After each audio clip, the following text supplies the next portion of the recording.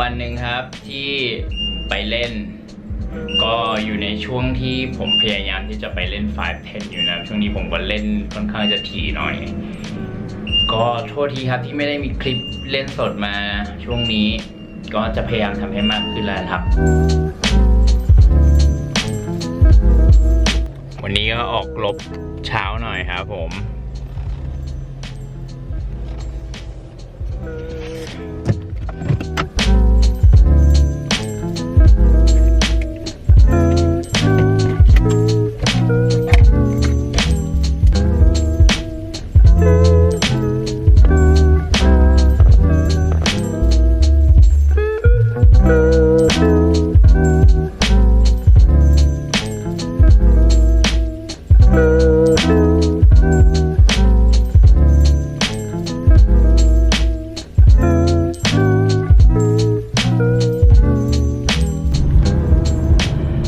ปัจจุบันนี้นะครับ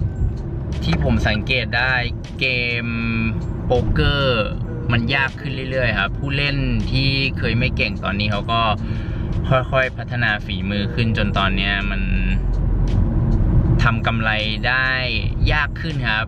ผมก็ต้องพยายามพัฒนาฝีมือไปเรื่อยๆด้วยแต่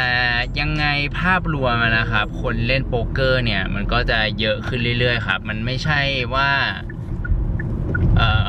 มันจะมีคนเก่งขึ้นแต่ว่าคนเล่นมันมีเท่าเดิมเกมมันก็ขยายไปเรื่อยๆครับเงินที่มีอยู่ในวงการโป๊กเกอร์เนี่ยโหแทบจะเรียกว่าไม่มีจำกัดเลยทีเดียวคือถ้าเรายังพยายามพัฒนาไปเรื่อยๆผมว่าไม่มีปัญหาครับแต่ว่าเมื่อไหร่ที่เราหยุดเนี่ยเราจะรู้สึกว่าเราถูกทิ้งช่วงให้ถอยกลับไปหรือว่าถ้าเราอยู่เท่าเดิมเนี่ยเขาเก่งขึ้นเขาก็จะไล่เราตามมาทันนะครับคือมันเหมือนกับวิธีการเล่นความเข้าใจของแต่ละคนในเกมเนี่ยมันเปลี่ยนแปลงตลอดครับมันเหมือนกับมีเทรนด์ของมันมีค่านิยมในตอนนี้ช่วงนี้คนทำแบบนี้บ่อยเราก็ต้องพยายามปรับเอาครับไม่งั้นเราก็จะไม่เข้าใจว่าเขาทำอะไรอยู่โอเคครับเดี๋ยวผมกินข้าวก่อนแล้วก็ไปลุยกันที่ MGM ต่อเลยครับไปแล้วครับ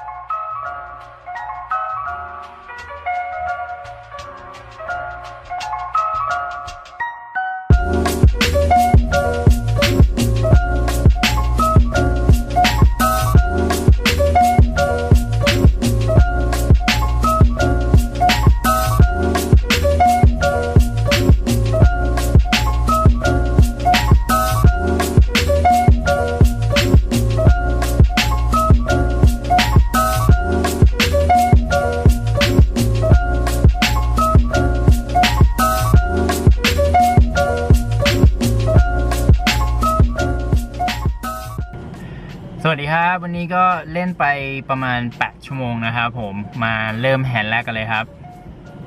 แฮนด์แรกครับมีคนริมมาทั้งหมด3คนนะครับผม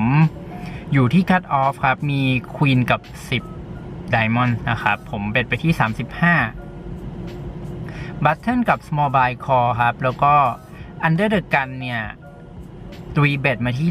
135ครับผมทุกๆคนโฟกลับมาถึงผมคอครับก็เฮดซับไปที่ฟลาครับผม Under the Gun เนี่ยเป็นคนเอเชียครับอายุประมาณน่าจะประมาณ23ถึง28ประมาณเนี้ยนะครับก็เขาเล่นมาจาก1-3แล้วก็ขึ้นมาเล่น2-5ครับผมโอเคครับฟลับมาเป็น94 Rainbow ครับผมฟลับท็อปแพรเขาเบ็ด150ครับผมคอแล้วก็บนฟลับมีไดมอนด์ใบหนึ่งผมก็สามารถที่จะฮิตแบ็กดอร์ฟลัชได้นะครับเทิร์นมาเป็นคิงครับเขาเบ็ด325ครับเหลืออยู่ข้างหลัง250ผมเนี่ยไม่รู้ว่าจะทำยังไงเลยครับตัดสินใจยากมากผมก็คิดว่าแฮนด์ที่เขาจะเรสมาที่พรีฟาบนะครับก็น่าจะเป็นพวก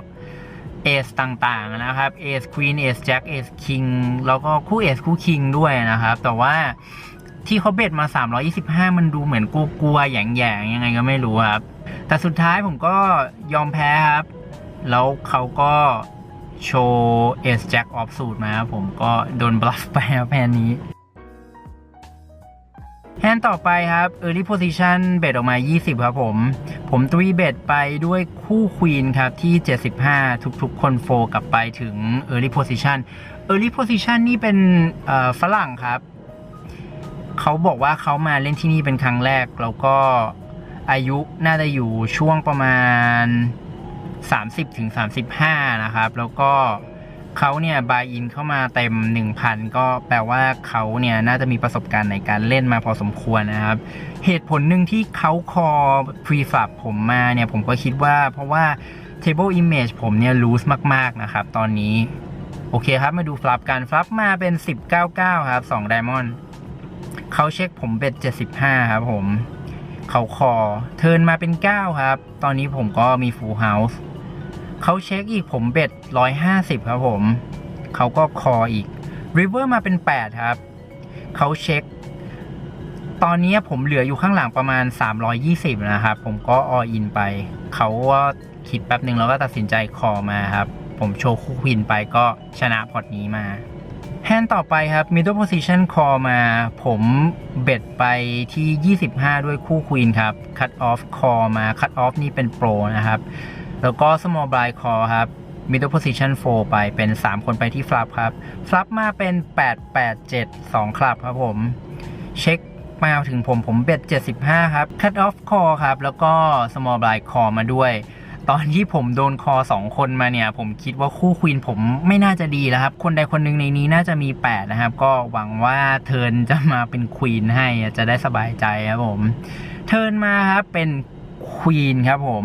small buy check ผมเบ็ด105ครับ cut off call small buy check raise ไปที่350ครับก็ถือว่าเป็นจังหวะที่เพอร์เฟกต์สำหรับผมนะครับผมก็ตัดสินใจแค่คอเฉยๆแล้ว cut off ก็โฟไปผมคิดว่า small buy น่าจะคิดว่าผมมีคู่ king หรือคู่ ace อย่างเงี้ยนะครับ river มาเป็น jack นะครับ small buy all in small buy ก็คือคนที่เสียให้คู่ queen ของผมตาที่แล้วนะครับผมก็ snap call ครับเขามีอยู่ประมาณ 500-600 เหรียญเลยเขาโชว์คู่7มาผมก็รีบเปิดคู่ queen ไปเลยแล้วก็เขาเสียให้คู่ควีนอีกแล้วครับก็พอร์ตนี้ถือว่าเป็นพอร์ตที่ใหญ่ใช้ได้ครับผมแฮนด์ต่อไปครับ early position middle position call มาครับผมอยู่ที่ cut off ผมมี10กับ8 space นะครับผมเบ็ดไปที่25 small blind นะครับ 3 bet ไปที่80ครับ small blind ก็คือคนเดิมของตาที่แล้วครับผมก็ heads up ไปที่ฟลับผมคอนะครับฟลับมาเป็น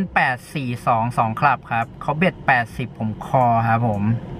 เทิร์นมาเป็น9หัวใจครับเขาเช็คผมเช็ค river มาเป็น9อีกใบหนึ่งเขาเช็คผมเช็คครับเขาโชว์เอสกับ3ครับผมก็ชนะพอร์ตนี้ไปครับแฮนด์ต่อมาครับ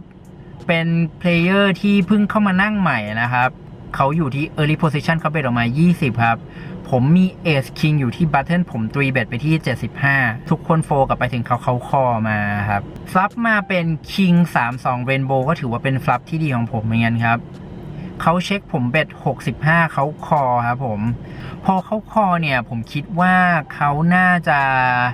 มีพวกคู่ควีนคู่แจ็คคู่10หรือว่าคิงควีนอะไรอย่างเงี้ยครับเขาบายอินเข้ามาแค่400นะครับก็เหลืออยู่ข้างหลังไม่เยอะครับหลังจากคอไปเทิร์นมาเป็น8ครับเขาเช็คครับคราวนี้ปัญหาก็คือว่าผมจะทำยังไงที่จะได้สแต็กของเขาทั้งหมดที่เหลือข้างหลังนะครับแผนของผมก็คือว่าผมจะเช็คแล้วถ้าเกิดว่า river มันเป็น blank card อีกเขาเช็คเนี่ยผมจะเบ็ด all in นะครับ river มาเป็น6ครับเขาเบ็ดออกมา100พอเขาเบ็ดออกมา100เนี่ยผมก็ค่อนข้างจะมั่นใจว่าผมน่าจะมี best hand นะครับเพราะว่าเบ็ด100มันดูแหย่งๆกลัวๆยังไงก็ไม่รู้ครับผมก็เลยเบ็ดall in ครับผมเขาก็คอที่เหลือมามีอยู่ประมาณ270-260ประมาณนี้ครับเอสคิงก็กินครับผมแฮนด์สุดท้ายของเซสชั่นของวันนี้นะครับผมมีคู่คิงครับอยู่ที่ under the gun ผมเบ็ดออกไป20ครับ middle position call มา แล้วก็ Big Blind Call มา Middle Position เนี่ยถ้าใครเคยดูคลิปเก่าๆของผมนะครับก็จะเคยเห็นว่าผมเคยพูดถึงเขานะครับพวกนี้เขาจะมาจากอาร์เจนตินานะครับเขาจะมาปีหนึ่งประมาณ2ครั้งแล้วก็เล่นประมาณเดือน1 ถึง 2 เดือนแล้วเขาก็กลับไปนะครับ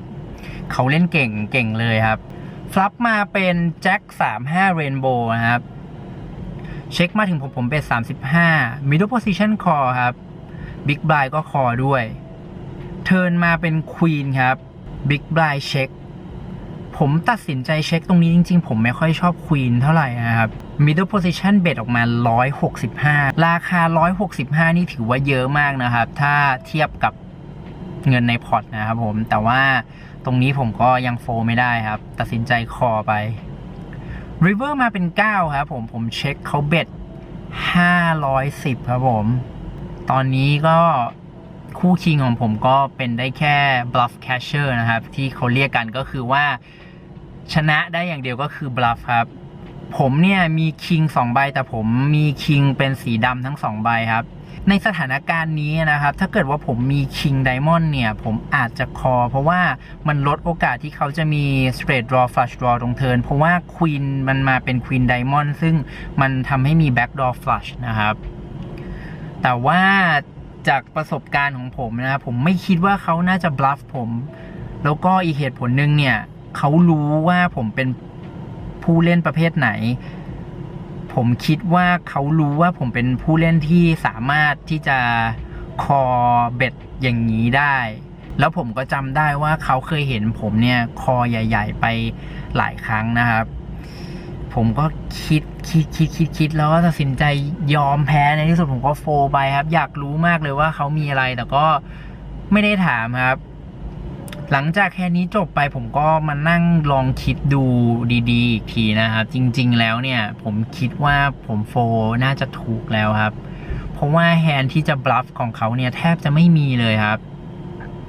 แฮนด์ของเขาที่จะคอตรงฟลัปได้ก็มีพวกควีนแจ็คเซตแจ็คเซตควีนแล้วก็คิง10นะครับส่วนแฮนด์ที่เขาจะบลัฟได้เนี่ยผมคิดไม่ออกเลยครับก็น่าจะเป็นเอสแจ็คไดมอนด์แล้วก็เปลี่ยนแฮนด์เขาเป็นบลัฟที่เหลือผมคิดไม่ออกเลยว่าเขาจะบลัฟด้วยอะไรได้นะครับก็หลังจากแฮนด์นี้ผมก็เลิกครับบวกวันนี้ประมาณ1,000นิดๆก็ค่อนข้างจะแฮปปี้กับผลลัพธ์ที่ได้นะครับแล้วก็ก่อนจะจบคลิปผมมีแฮนด์มาแถมอีกแฮนด์หนึ่งนะครับเป็นแฮนด์ที่ผมเล่นตั้งแต่วันก่อนแล้วนะครับแต่ว่ามันเป็นเซสชั่นที่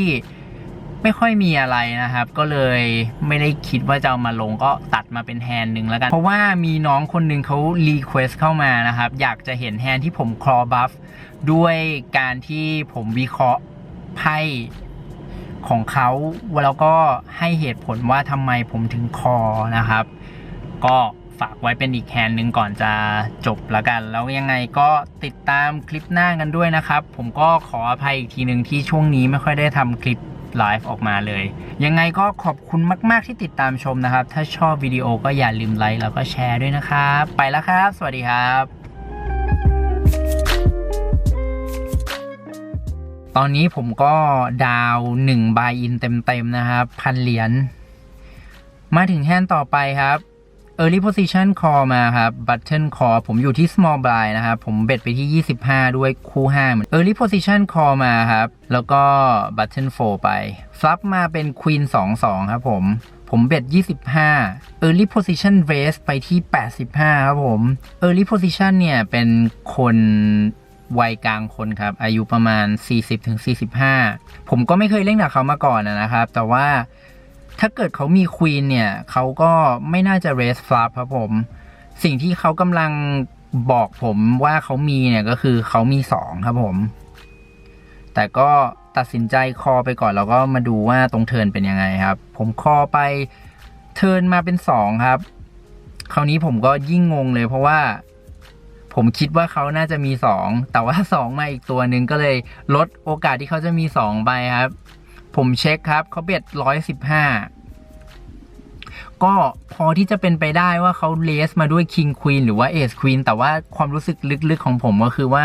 มันไม่ค่อย make sense ที่เขาจะเลสมาด้วย Queen นะครับผมก็ตัดสินใจคอไปอีกทีแล้วก็หวังว่า River จะเป็นเช็คนะครับ River มาเป็น3ครับผมเช็คเขาเบ็ด all in 285ครับผมก็ค่อยๆคิดไปเรื่อยๆนะครับแล้วก็ทบทวนอย่างที่ผมบอกเอาไว้